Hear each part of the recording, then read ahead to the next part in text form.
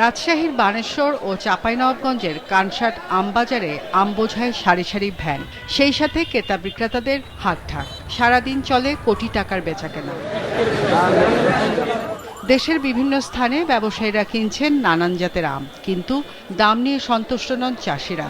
তারা বলছেন, গেল বছরের তুলনায় এবার দু একটি জাত ছাড়া সব ধরনের আমের দাম মণ প্রতি অন্তত 500 থেকে 1000 টাকা কম, অথচ উৎপাদন খরচ বেড়েছে 25 থেকে 30% পর্যন্ত। বড়জোর 2 বার দিতাম, কিন্তু এখন এই 20 টাকা দিতে হচ্ছে আপনার 7 থেকে 8 বার আমাদেরকে স্প্রে করা লাগছে ওই বিষগুলো। লখনা 600-700 টাকা মন, আঠি আছে 1000-1200, ন্যাংরা 1500-1600, কিন্তু হিমসাগরের বেশি রেট। প্রতিটা আমের উপরে মন করা 1500 কম পাচ্ছি।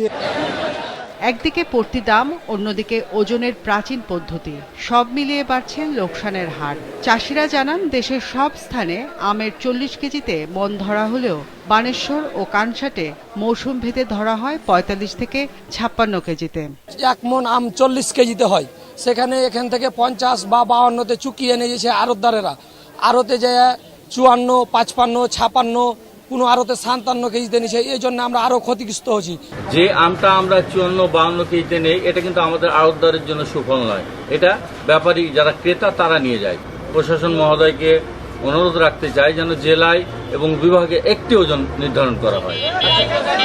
উৎপাদন ভালো হলেও আধুনিক বিপণন ব্যবস্থার অভাবে বঞ্চিত হওয়ার অভিযোগ চাষিদের। বাজার ব্যবস্থাপনা সহ আম রপ্তানি ও সংরক্ষণে সরকারের পদক্ষেপ নেয়ার দাবি আম চাষি ও ব্যবসায়ীদের। আম রপ্তানি না হওয়া পর্যন্ত আমের দাম বাড়বেও না, এখন গাছ টাছ কাটিয়ে ফেলবো ভাবতেছি আমরা। লোকাল চাহিদার পাশাপাশি আমরা যদি রপ্তানির ব্যবস্থা ঠিকমতো করতে না পারি, তাহলে কিন্তু আমাদের কৃষকরা ক্ষতিগ্রস্ত হবে।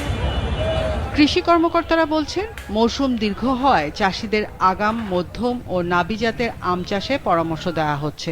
আমাদের মৌসুমটা যদি বেশি হয়, তাহলে সম পরিমাণ আম 3 মাস ধরে বাজারে আসে, তখন স্বাভাবিকভাবেই দাম বেশি পাবে। মৌসুমের শেষ ভাগে ফজলি, গৌরমতি, বাড়িচার ও আশ্বিনার মতো কিছু জনপ্রিয় জাতের আম আসবে। ওইসব আমের ভালো দাম পাবেন আশা চাষিদের। রওশন জাহান মিষ্টি, মাছরাঙা নিউজ ডেস্ক।